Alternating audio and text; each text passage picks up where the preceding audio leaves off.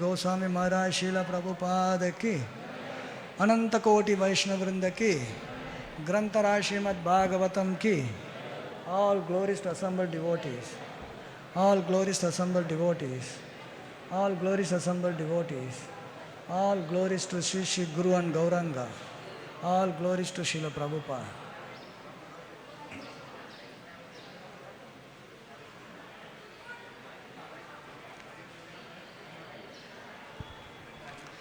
ओम नमो भगवते वासुदेवाय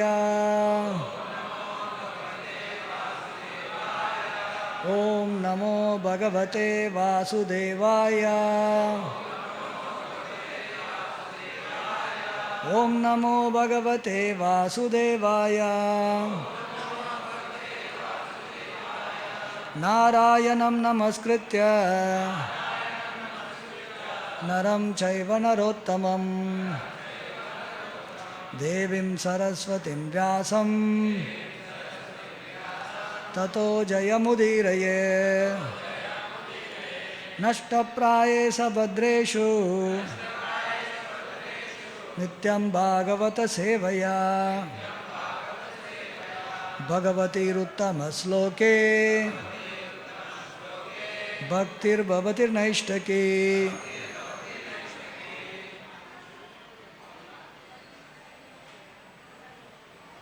We are reading from Srimad Bhagavatam, Canto 10, Chapter 20. We are starting a new chapter entitled The Rainy Season and Autumn in Vrindavan. I will read the chapter summary and verses 1, 2, 3 and 4 and verse number 5 we will recite. Summary of the chapter. To enhance the description of Lord Krishna's pastimes, Sri Sukadeva Goswami describes in this chapter the beauty of Vrindavan during autumn and the rainy season. The course of this presentation, he gives various charming instruction in metaphorical terms. Verse number 1. Shri Sukha uvacha tayo taddadbhutam karma davagnir moksham atmanah gopaha striyabhya sama chakyu pralamba vadamevacha. Translation. Sukadeva Goswami said, to the ladies of Vrindavan, the cowherd boys then related in full detail Krishna's and Balarama's wonderful activities of delivering them from the forest fire and killing the demon Pralamba. Gopavruddhascha gopyascha taddupakarnya vismitaha menire deva pravarau Krishna ramau vrajam gatau. The elder cowherd men and ladies were amazed to hear this account, and they concluded that Krishna and Balarama must be exalted demigods who had appeared in Vrindavan. Tataha pravartata pravr sarva sattva samudbhava vidyotamana paridair Vishpurjita Nabhastala. Then the rainy season began, giving life and sustenance to all living beings. The sky began to rumble with thunder, and lightning flashed on the horizon. Sandrani lambudair vyoma savidhyustanahit Nubuhi aspasta jyotir achannam brahmeva sagunan babau. The sky was then covered by dense blue clouds accompanied by lightning and thunder. Thus, the sky and its natural illumination were covered in the same way that the spirit soul is covered by the three modes of material nature. Purport. Lightning is compared to the mode of goodness, thunder to the mode of passion, and clouds to the mode of ignorance. Thus, the cloudy sky at the onset of the rainy season is analogous to the pure spirit soul when it becomes disturbed by the modes of nature, for at that time he is covered and his original brilliant nature is only dimly reflected through the haze of the material qualities. Verse number 5. Please repeat. Ashtau Masan Nipitam Yat Bhumyaha Cha Udamayam Vasu Swagopibi Moktum Arebe Parjanyaha Kale Agate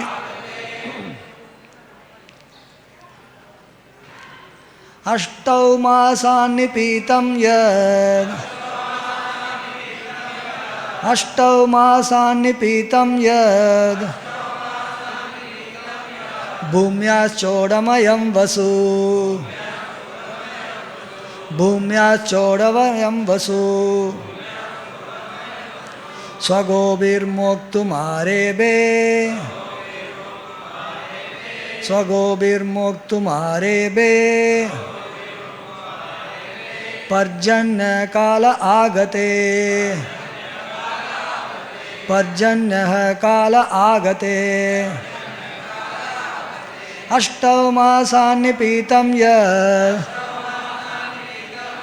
Bhumya Chodamayam Vasu Swagobir Moktum Arebe Parjanya Kala Agate Ashtau Masan Nipitam Yad Bhumya Chodamayam Vasu Swagobir Moktum Arebe Parjanya Kala Agate Ashtau Masan Nipitam Yad Bhumya Chodamayam Vasu Swagobir Moktum Arebe Parjanya Kala Agate Ashtau Masan Nipitam Yad Bhumya Chodamayam Vasu Swagobir Moktum Arebe Parjanya Kala Agate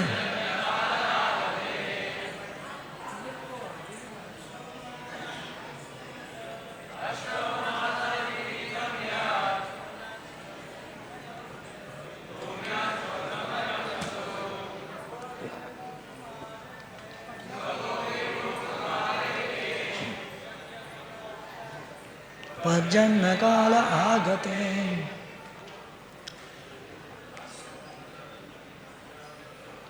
Tomasan Nipitam Yad Mayam Vasu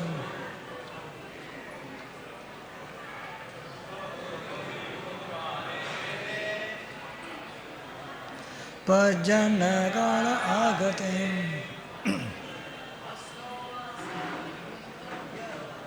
Tomasan Nipitam Yad Bhumya Chodamayam Vasu Swagobir Moktum Arebe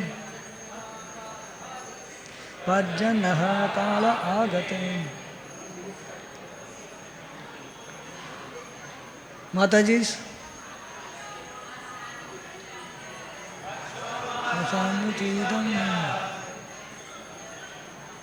Bhumya Chodamayam Vasu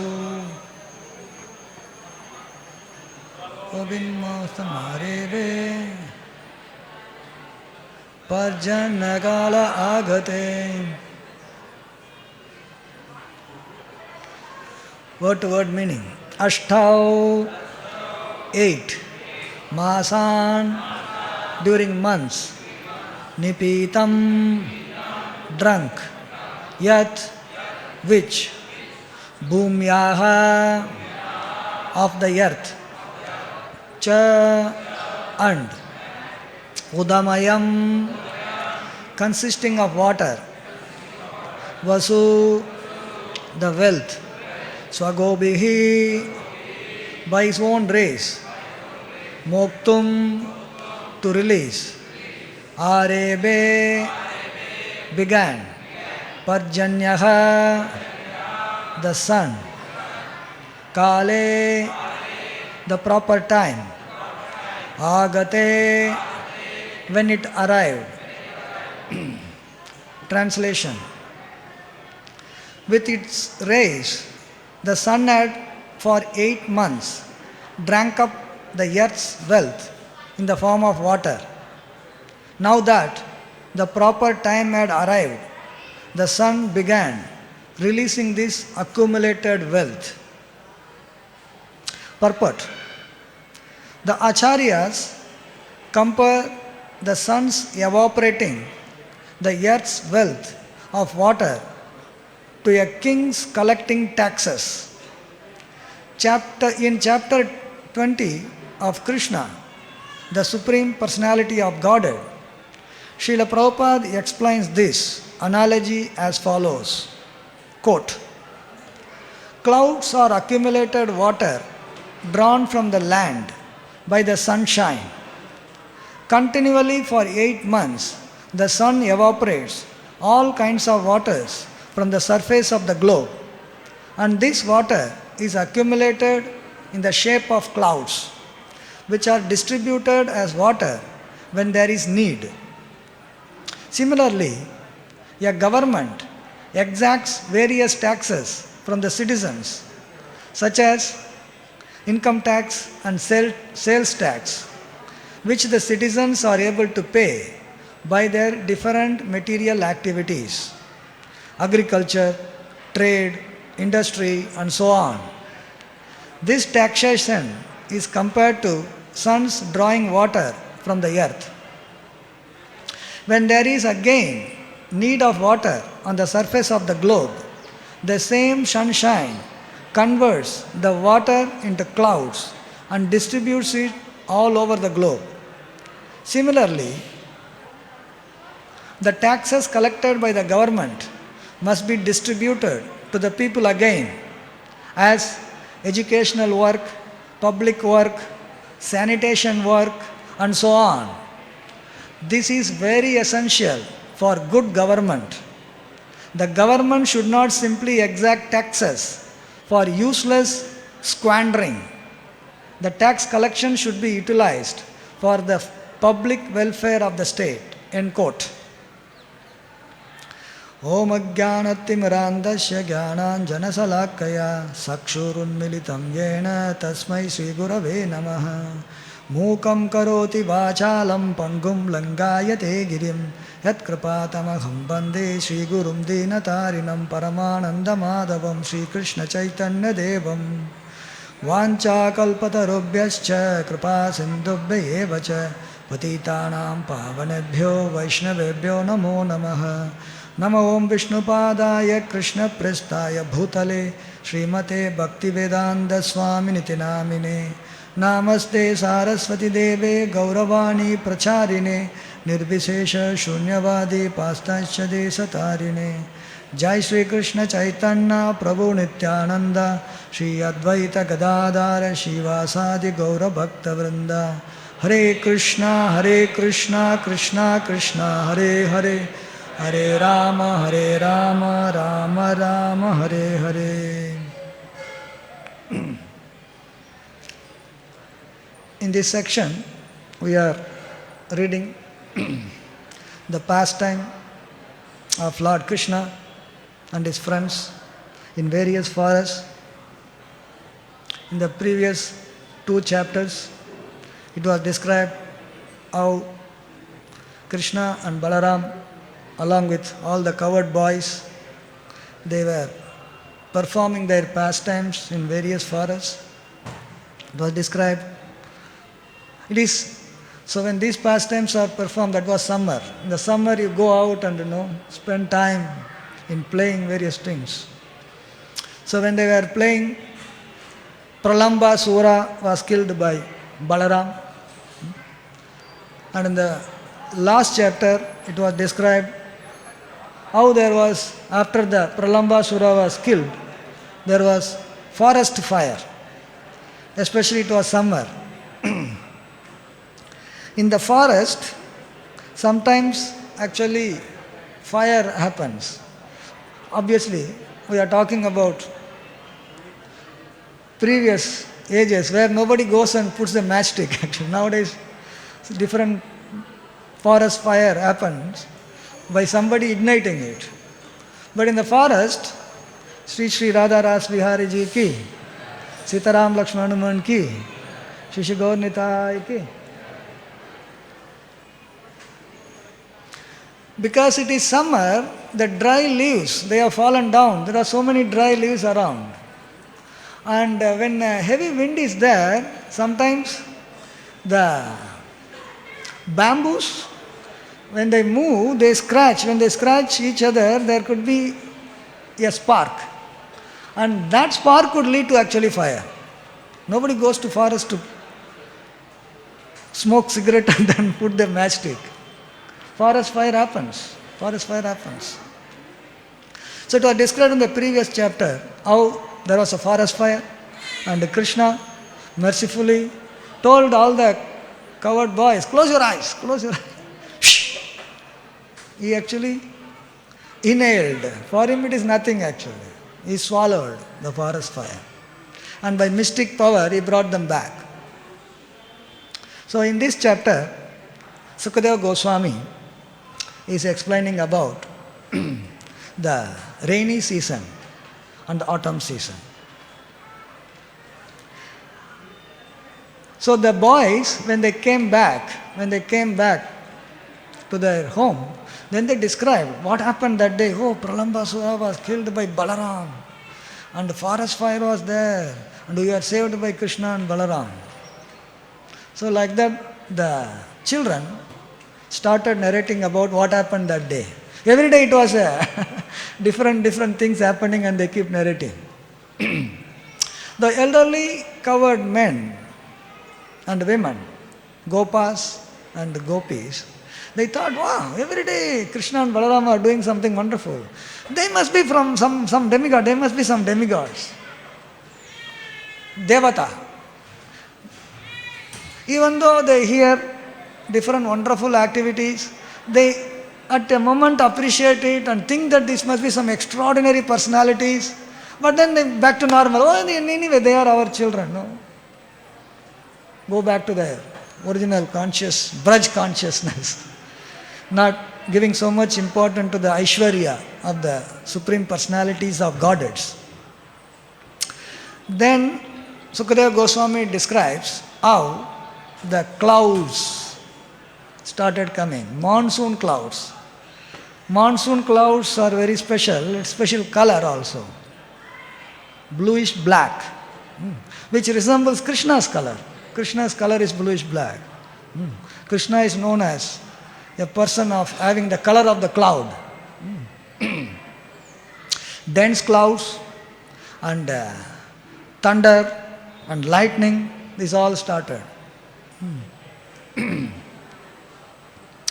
So, Sukadeva Goswami explains how these dense clouds and thunder and lightning, they covered the sky. The sky, normally you see the blue sky blue. When the clouds come, it gets covered and you see everything, everywhere it is dark. So the natural color and the illumination of the sky is illuminating light, it is covered by the cloud, so you see darkness. Sometimes if it is a shiny day, when a lot of clouds come, immediately it looks like, darkness. Sukadeva Goswami compares this, analogy, is comparing this exactly like the spirit soul is covered by the modes of material nature. Spirit soul, in its original nature, Swayam Prakash. Sir, Krishna is Swayam Prakash, and the spirit soul also has the tiny little spark of Swayam Prakash. You don't need an external thing, external object of light to see the spirit soul. What you need is to actually uncover these coverings and see yourself inside, experience yourself. So here,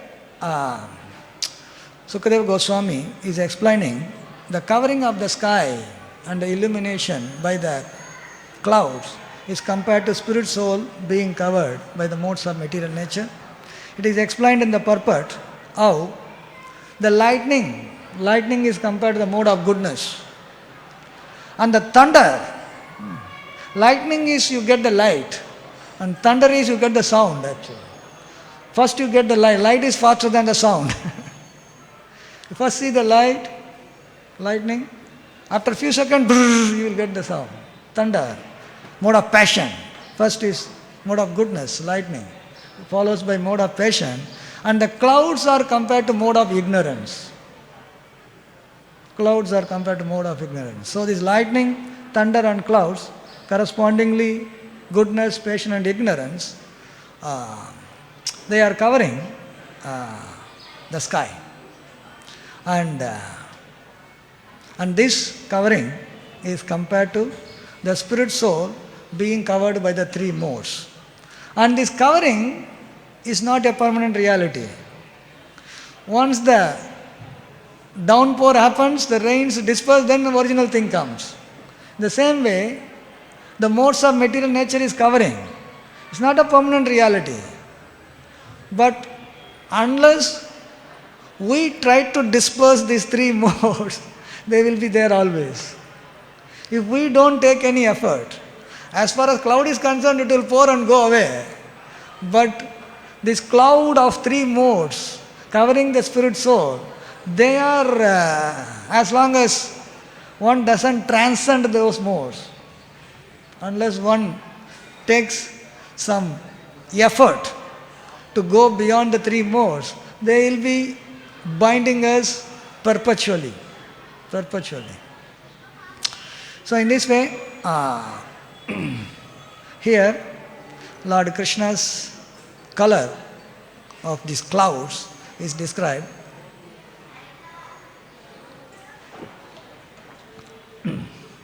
In various places, Lord Krishna is glorified by different devotees, acharyas, about this wonderful nature of his body and his color, his beauty. Kulashekara Alvar in Mukunda Mala Stotra also describes about the body color, hue of Lord Krishna. He says, Jayatu Jayatu Devo Devaki Nandanoyam Jayatu Jayatu Krishno Vrishnivam Sapradeepa Jayatu Jayatu Mega Shamala Komalango Jayatu Jayatu Prithvibaranaso Mukunda. He is praising the Lord who is Devaki Nandan. And also in the Vrishni Vamsa is a Pradeepa, the crust jewel of the Vrishni Vamsa, and whose body is Mega Shamala Komala Ango. Mega is actually cloud. Whose body? Oh, your body is the rain cloud. Kar Mega, it's rain cloud. Shamala is actually black. It's not black means it's not a charcoal black. It's black with the hue of blue. Blue and black together. Komalango. Your body is very soft. Mega Shamala Komalango. And who has come to remove the burden of the earth. Prithvi Bhara Naso Mukunda. So the body of Krishna is very soft.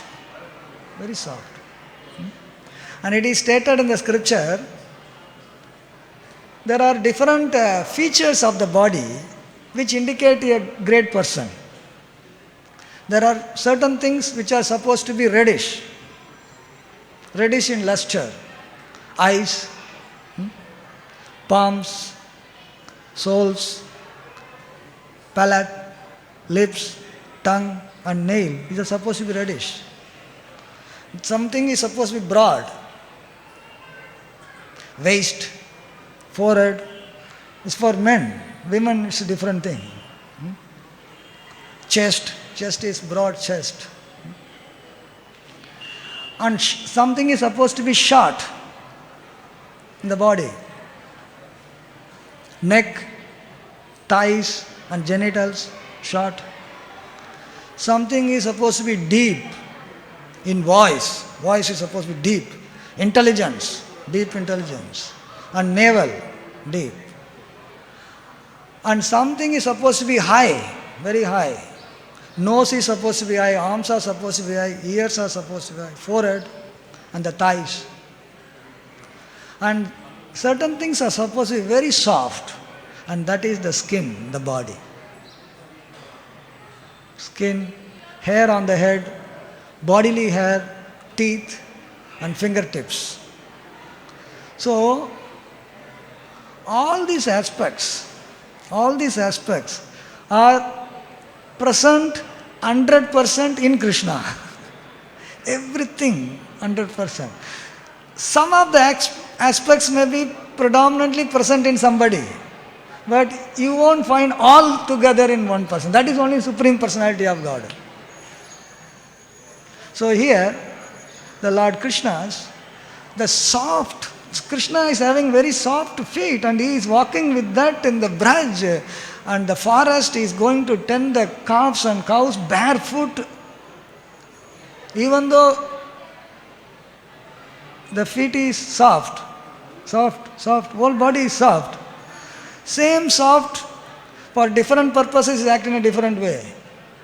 Lord Krishna's feet is very soft, and in the pastime of Kaliya that we were discussing, Lord was dancing on the hoods with the same feet. And when he was from one hood to another hood, he is taking a dancing step actually. He's Nataraja Raj actually. He's Nataraj Ka Raj.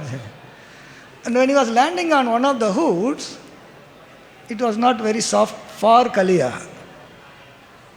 It is stated, it was like a thunder. Chow! Then he was vomiting blood and venom. And he's taking another step and putting on another hood. It is like thunder for him. It's not a very soft touch. Exactly like a cat catches the kitten. It is the same mouth actually. It is catching in such a way that the kitten is feeling very comfortable. Very nice. Please carry on. The same mouth, same cat. When there is a rat, story will be very different. So the same Supreme Personality of Godhead, he actually, with his beautiful body, soft, beautiful and soft, resembling the color of the cloud, is performing this wonderful pastime here. And the body is so beautiful. So beautiful. Everybody is, different people are to different level beautiful, but Krishna's beauty surpasses everybody.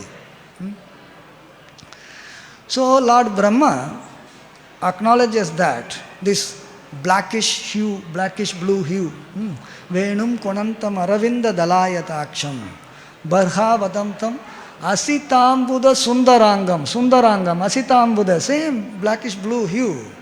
And it is so beautiful that Kandarpa Kodi Kamaniya Vishesha Shobham. Kandarpa is Cupid, and Kandarpa can be charmed by Krishna's beauty. The Cupid is a very special personality with whose effort all the living entities in the material world are attracted to the sense enjoyment and entangled. And if Cupid shoots the arrow of lotus, he has got lotus arrows. It's not very like thunderbolt, it's very soft. And with the arrows, when the Cupid, what he shoots is that agitates the senses. He is shooting at the sense, not at the physical body, subtle sense. When the sense is agitated, person gets attracted to the sense object and he engages in gratifying the senses, entangled. The job done. To keep the living entities entangled here. So, Kandarpa is very, very successful in doing his job.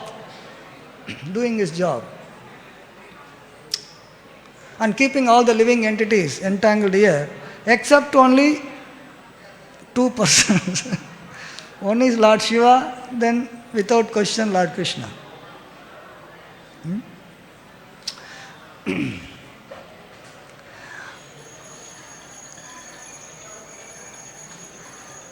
Again, in Mukunda Mala Stotra, because Prabhupada also quotes several times Mukunda Mala Stotra. The devotees, when they are engaged in devotional service, they also sometimes get disturbed by the senses. It's not that we are above. But then devotees, on the strength of devotional service, try to overcome the impulses of desire to enjoy the senses with the higher power. Kulashekar Alvar says, Madana is actually Cupid. Kandarpa, Madana, different names.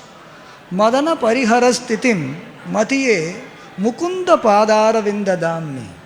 Haranayana krishanuna krishosi smarasina chakra parakrama murare. Kulashekar Alvar says, my dear Cupid,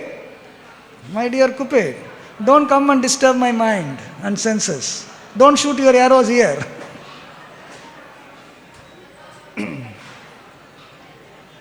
Once, he is telling him, once you shot the arrow at Lord Shiva, Hara Nayana, Shiva. Once the demigods wanted to get a general for leading their army, Kartikeya. And they requested, Lord Shiva is in meditation. So they wanted to get a son out of Lord Shiva. They said, Cupid, why don't you just try to do something about it? He said, no problem. Shot the arrow. Lord Shiva was deep in meditation, somebody disturbed him. He said, hey, who is this person disturbing me? He saw that was Madana. And he said, what is this? You don't have any job, go and do something else, He burnt him to the ashes by opening the third eye. Ara Nayana Krishanuna Krishosi. Smarasina, don't forget that actually. Why you should not forget? Chakra Parakrama Murare. Don't forget the chakra of my Lord. Lord Krishna's chakra is the personification of destruction.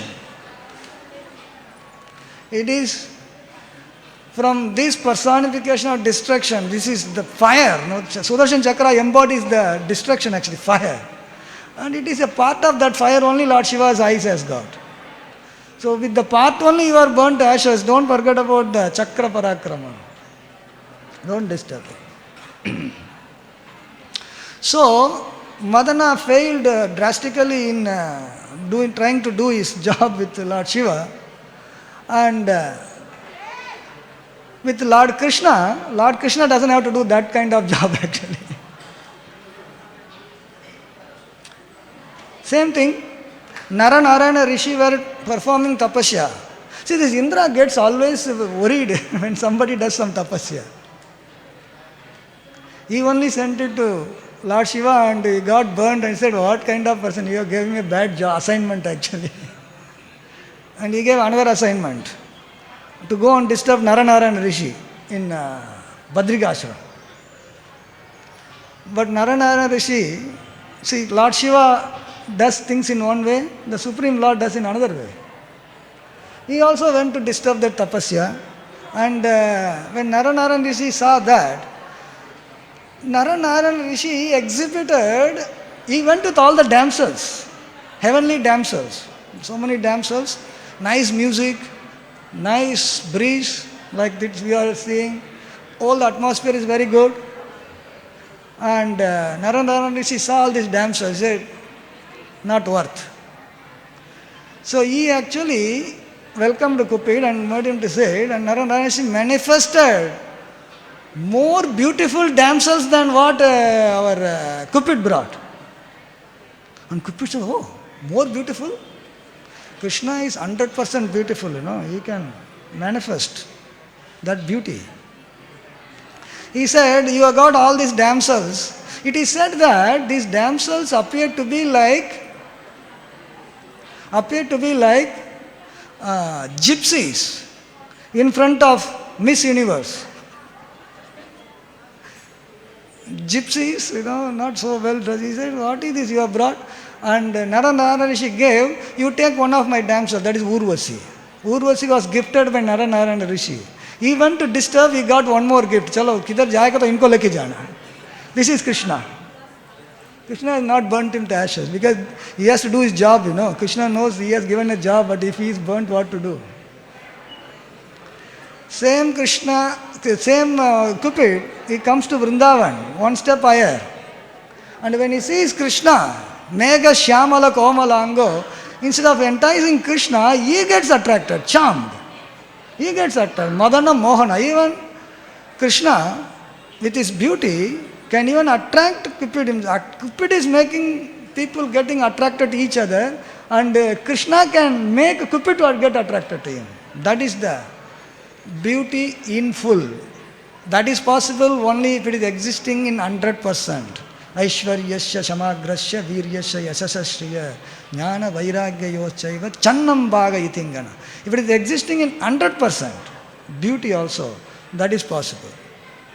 So in this way, here it is wonderfully described how Krishna, with his beautiful form, bluish black, so attractive, was when they saw the cloud immediately reminded about Krishna's beauty. When you see something connected to Krishna, you get reminded of Krishna. When you see clouds are coming, oh, this is the color of Krishna. It can remind us of Krishna.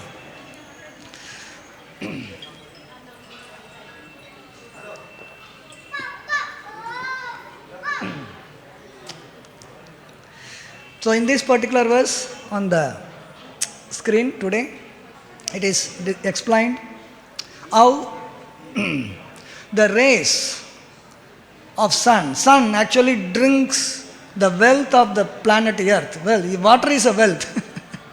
Water is wealth. People can fight for water actually. Without water, survival is not possible. Sustenance, human being, plants, everybody needs water.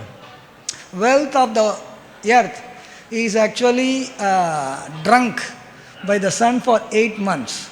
8 months, what is getting evaporated.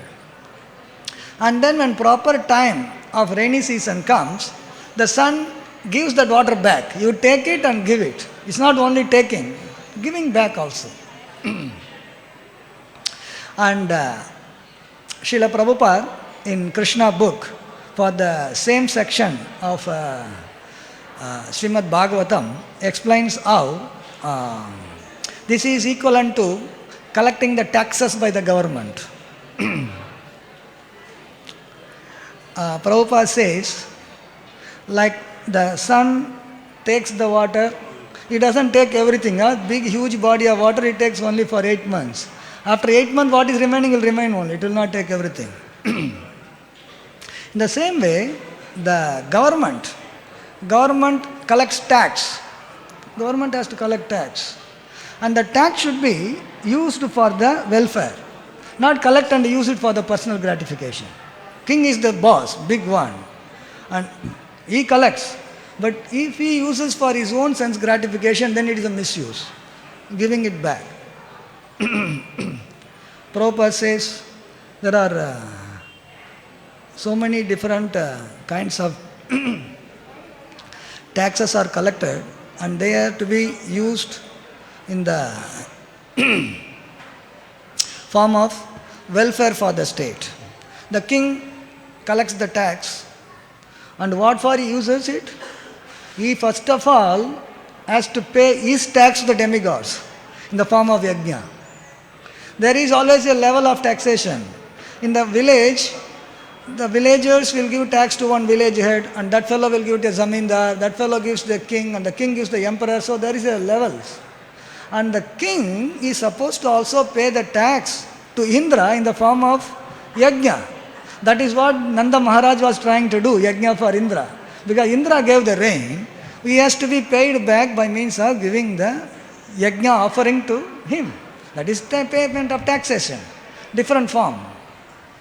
And the kings, they will make sure that the funds are used for the right purposes. You can see if you go to South India, you see huge temples actually. Who built it actually? It's all on the grant of the kings. You must have heard in Thiruvananthapuram, Padmanabha Swami temple, huge wealth, gold is there. Where it came from? Came from the king actually, king of Travancore, Thiruvananthapuram. And who considers Padmanabha Swami to be, his master. These are all for different festivals. They will give a big golden ornament, it goes to the treasury. So the kings used to make sure that there is proper facility for the citizens to practice their Krishna consciousness. Temples were made, huge temples, they require a lot of money. They give gift land to the temple deities. If you see in the South Indian temple, each deity has got hundreds and thousands of acres of land, and the harvest from those lands are used for the offering. In fact, some places, especially in my place, the deity will go to collect the grains. On the harvest day, the deity will go and stand. The farmer has to measure it and give the share of the deity. You will not cheat in front of the deity at least. So the kings used to collect the tax. And what is the taxation? Depends upon how well you are doing your things. For example, agriculture, the taxation is 25%. 25% of the cultivated thing you will have to give it to the king. If there is no cultivation, no tax. They will not come and ask, मेरे को देने वाला देना ही पड़ेगा आपको, no. So in this way, the kings actually, as Prabhupada is mentioning, used those for the welfare. Welfare means actually on the bodily platform. On the spiritual platform also you'll have to see. That is the temples are the centers of education, spiritual education. The Kshatriyas will tax the 3 Varnas. Stronger Kshatriya can tax another Kshatriya also. And then Vaishyas and Shudras. Brahmanas are not to be taxed. In fact, Brahmanas go to the king and take their share actually. Chalo bhai, daan de do. They are allowed to do that. So they don't have to. Sometimes people will say, hey, wait a minute, what are you guys doing, Sometimes, especially in modern times, people who do not have the spiritual vision, they think devotees are not doing sufficiently for the society. We are all working very hard, What you people are not seeming to be working hard.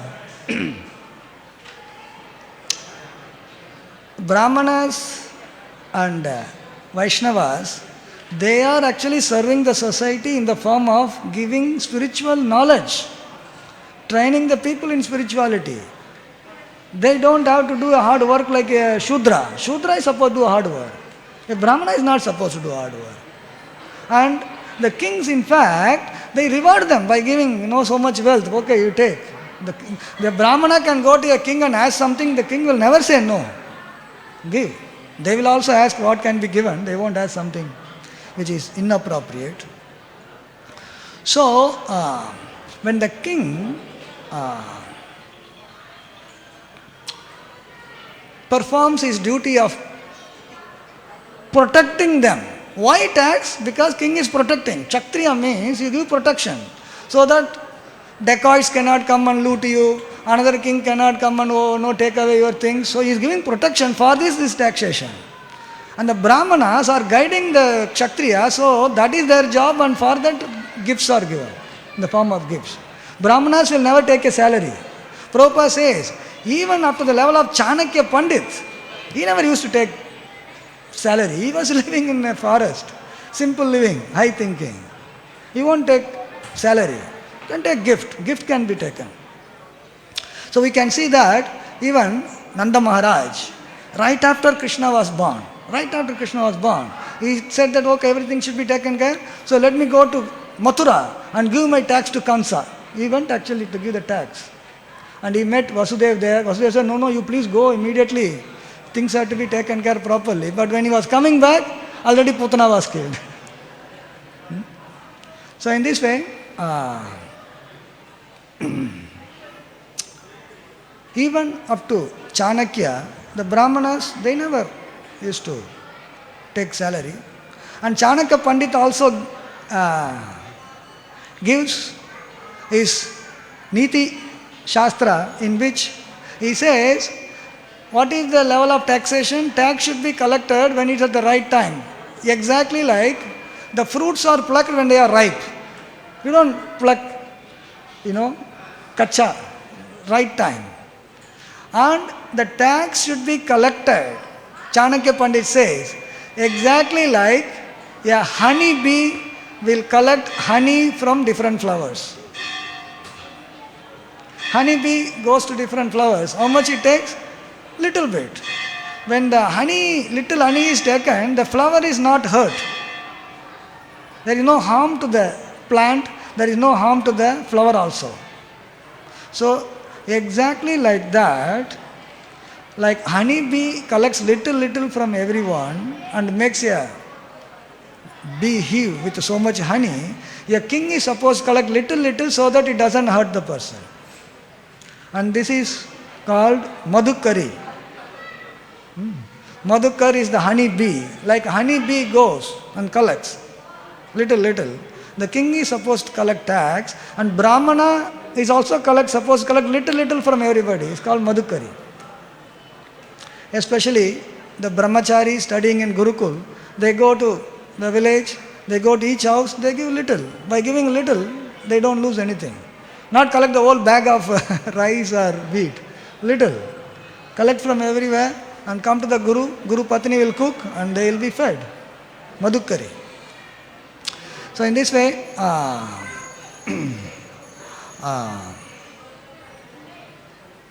collecting little in the form of tax does not hurt the citizen. On the other hand, whatever collected, when the king executes his duty of giving protection, then the citizen also will be happily living. And Sri Chaitanya Mahaprabhu, when he was performing his pastime, there was one Suklambra Brahmachari, and he actually was collecting Madhukari and cooking. So Chaitanya Mahaprabhu specifically will go to him and say that you are making nice prasad, I will take your prasad. Sri Chaitanya Mahaprabhu. So in this way,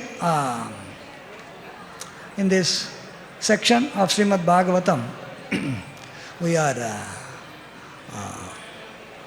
reading how the rains coming and the rain clouds giving the rains is exactly like what is being taken is given back. And in 12th canto, it is described how the rulers, when they are not justified in collecting the tax, excessive taxation. In 12th canto it is described how the people of Kali, the rulers of Kali, who will tax too much, and after taxing, they will not use it for the purposes for which it is taxed. So much so that it is said the citizens will flee the cities and go to the forest. And they will start living on fruits and roots and different kinds of things. And practically those things are happening. In some of the countries, heavy tax actually. And after taxing, what it is used for? Used for in the so-called welfare activity of,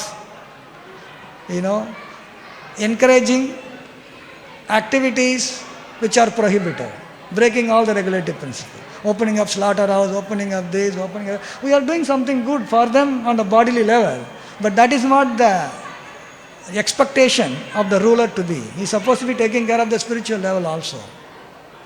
So in this way, we are reading about how the monsoon season started. This whole chapter, Sukadeva Goswami is going to explain about the monsoon and autumn season, Sharat season, and how the dense clouds with the thunder and the lightning, they started showering the rain, and reminding of Krishna's beautiful form.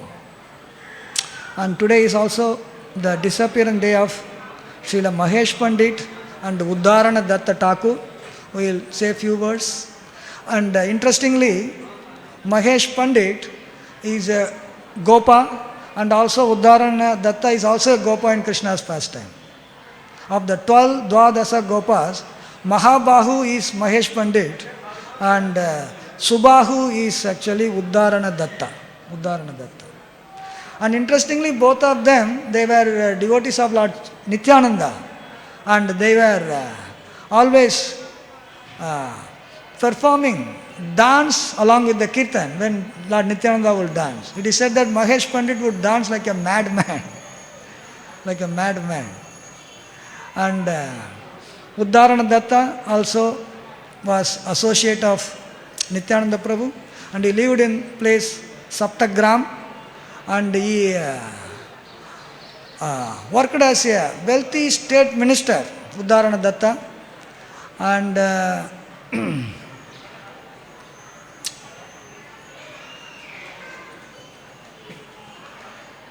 his place where he lived is still known as Uddharana Pura. So both these devotees of Lord Nityananda, they actually passed away today, and both of them are Gopas in Krishna's pastime, dear to Lord Nityananda, and we pray for their blessings so that we can be engaged in service to Gaur Nitai and Sri Sri Radha and Krishna. We'll stop here. Any questions or comments?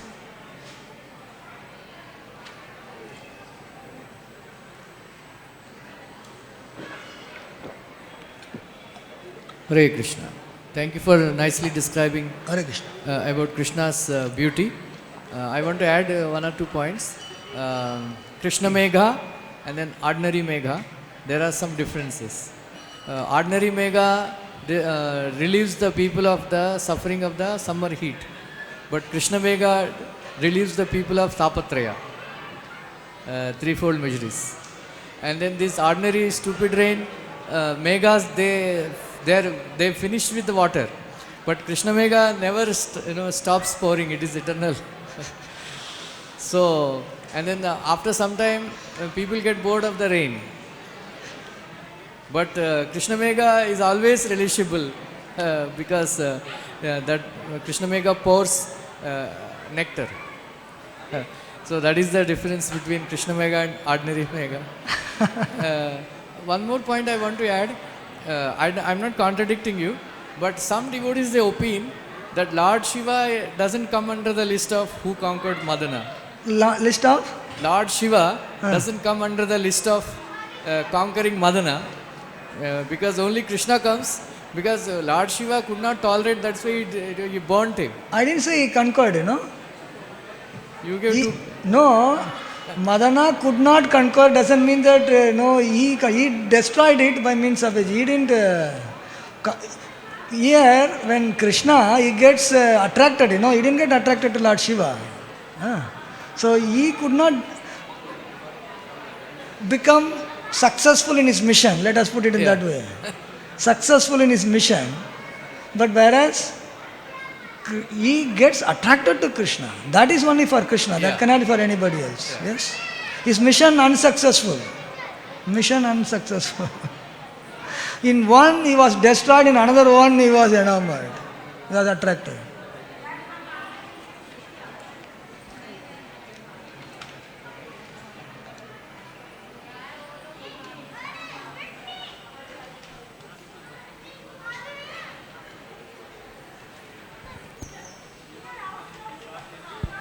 Hare Krishna Prabhuji. Here we see the example of the clouds, thunder, the lightning is compared to the modes. And interestingly, we also see the counter example, the other example of the same cloud, which you explained Same?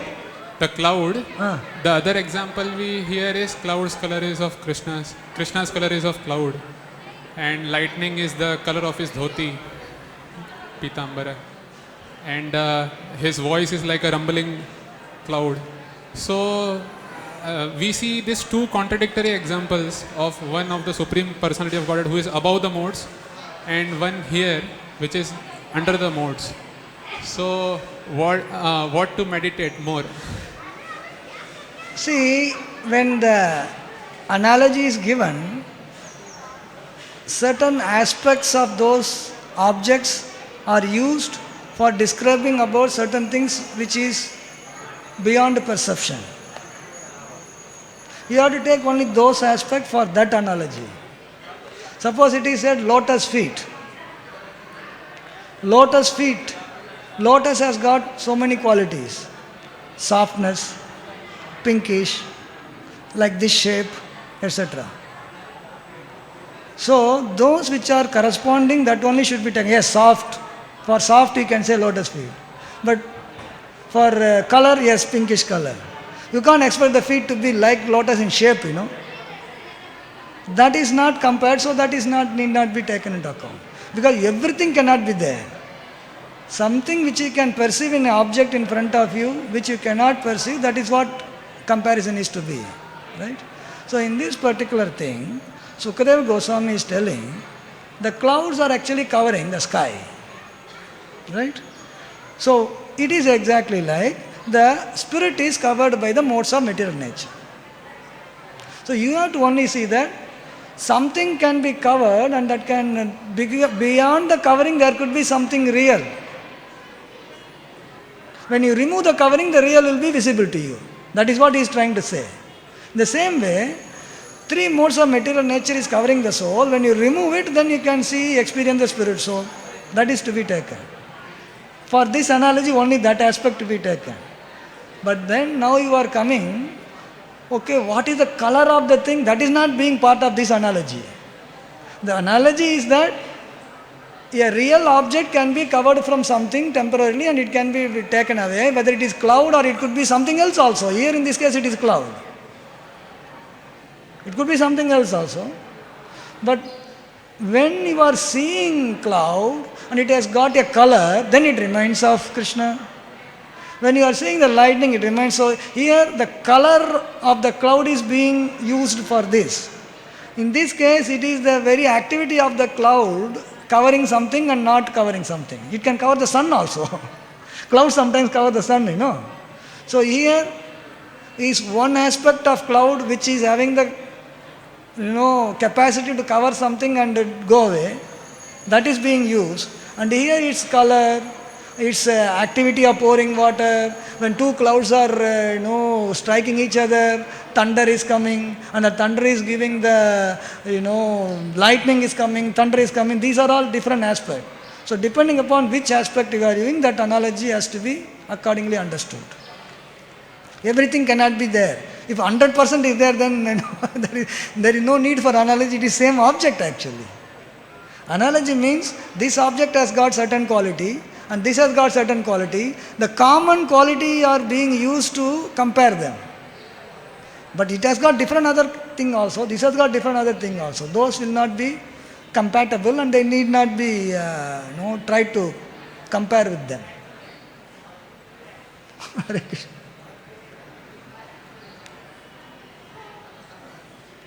Can I add something? Because I think one aspect he was trying to ask is what should we meditate on? When we see a cloud, we should see it's Krishna or see it's That is what you are saying, or he is putting his words in your mouth? What? This is what you wanted to ask. Okay. So in Ishopanishad, it is said in the 11th shloka, Ishopanishad 11th verse, it is said that one should develop, especially in the sadhaka stage, one should develop the culture of nescience and also of transcendental knowledge side by side if one wants to transcend three modes of material nature.